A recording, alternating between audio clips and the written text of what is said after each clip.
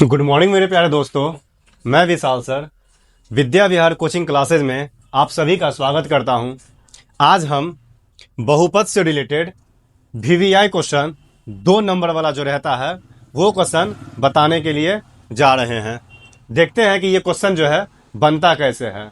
इससे पहले इस चैप्टर का जो है जितना भी कंसेप्ट था, चाहे वो फॉर्मूला हो, कैसे बहुपद को पहचानना है, ये सब बता दिए हैं। तो इस वीडियो में सिर्फ हम क्वेश्चन को ही बताएंगे, और वो भी वैसा क्वेश्चन जो काफ़ी वीवीआई है।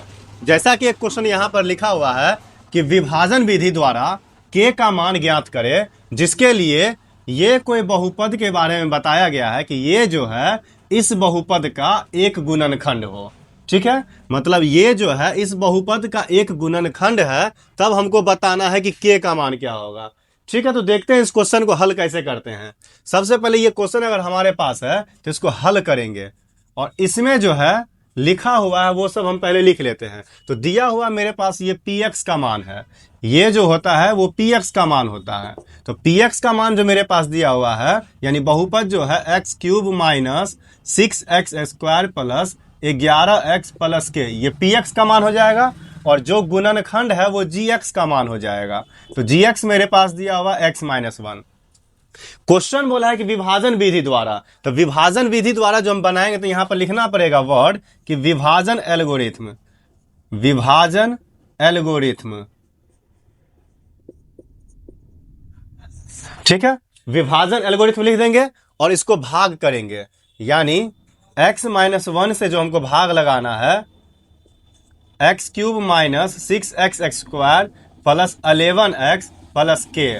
ठीक है, अब इसको जो भाग लगाएंगे तो चेक करेंगे यहां पर कितना है, क्या चीज है, इसी को हमको लाना है। इस सब से मतलब नहीं है, ये पहला जो है वो हमको लाना है। और इसको चेक करेंगे, यहां देखो x का पावर 1 है, यहां पर x का पावर 3 है, तो मतलब 2 और चाहिए यहां पे ना। यानी x को हम अगर x² से गुना करेंगे, क्योंकि इसका पावर 1 और इसका पावर 2, तो गुना में पावर जुटता है तो 3 हो जाएगा, तो ये चीज आ जाएगा ना।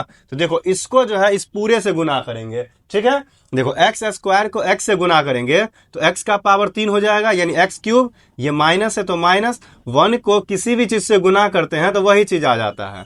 अब यहां पर क्या करेंगे, साइन बदल देंगे, तो इसके पीछे प्लस का साइन है तो माइनस हो जाएगा, और ये माइनस है तो प्लस हो जाएगा।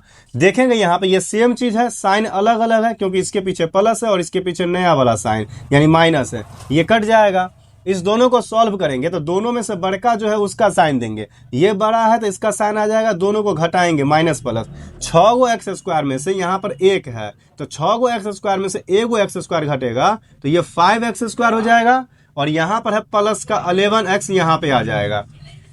यहाँ पे जो साइन है वही साइन देंगे, ये माइनस का साइन है तो माइनस रख दो। फिर चेक करेंगे यहाँ पे क्या चीज नहीं है, ये संख्या 5 नहीं है तो मतलब 5 से गुना करेंगे। फिर देखो x² है ना, x को अगर हम x से गुना करेंगे तो x² आ जाएगा। अब देखो इसको जो है इस पूरे से गुना करेंगे, तो ये माइनस है तो माइनस रख दो। 5x को x से गुना करेंगे तो ये हो जाएगा 5x²। फिर देखो ये माइनस है और ये माइनस है, तो माइनस माइनस प्लस, 1 को 5x से गुना करेंगे तो ये 5x होगा। फिर यहाँ पे क्या करेंगे, साइन को बदल देंगे। ठीक है, तो ये माइनस है तो प्लस हो जाएगा, और ये प्लस है तो माइनस हो जाएगा।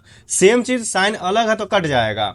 और देखो ये दोनों सेम है, जो बड़का है उसका साइन देंगे, तो 11 बड़का है, 11 का साइन प्लस है, तो प्लस तो देते नहीं है, क्योंकि प्लस का साइन किसी भी संख्या के आगे में रहता ही है।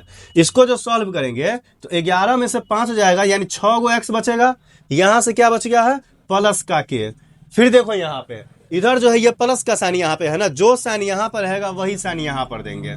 अब देखो ये x मिल गया, सिर्फ 6 नहीं मिलता है, तो 6 से गुना कर देंगे, यानी 6 को इस दोनों से गुना करेंगे तो मेरे पास आ जाएगा 6x माइनस का 6।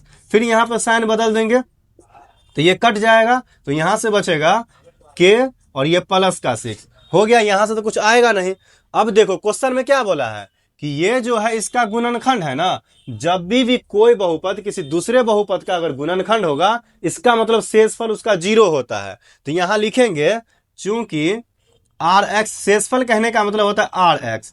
rx मेरे पास कितना आया है, kx प्लस 6, ये मेरे पास rx आ गया है। ठीक है, और क्वेश्चन में क्या बोला है कि ये जो है इसका गुणनखंड है, तो यहां पर लिखेंगे, देखो इधर लिखते हैं, लिखेंगे चूंकि जी एक्स जो है ये बहुपद पी एक्स का एक गुणनखंड है, क्वेश्चन में ही बोला है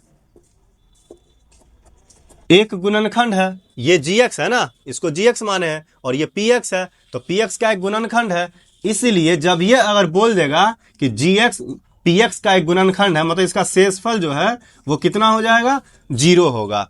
कभी भी क्वेश्चन में बोल दे कि एक बहुपद दूसरे बहुपद का गुणनखंड है, तो शेषफल हमेशा 0 के बराबर होगा। लेकिन मेरे पास शेषफल आया है k+6, इसके जगह पर रख देंगे k+6 और यहाँ पर 0। तो यहाँ से देखो k का मान कितना आ जाएगा, -6। और ये 2 नंबर के लिए VVI क्वेश्चन है, इसको लिख लो।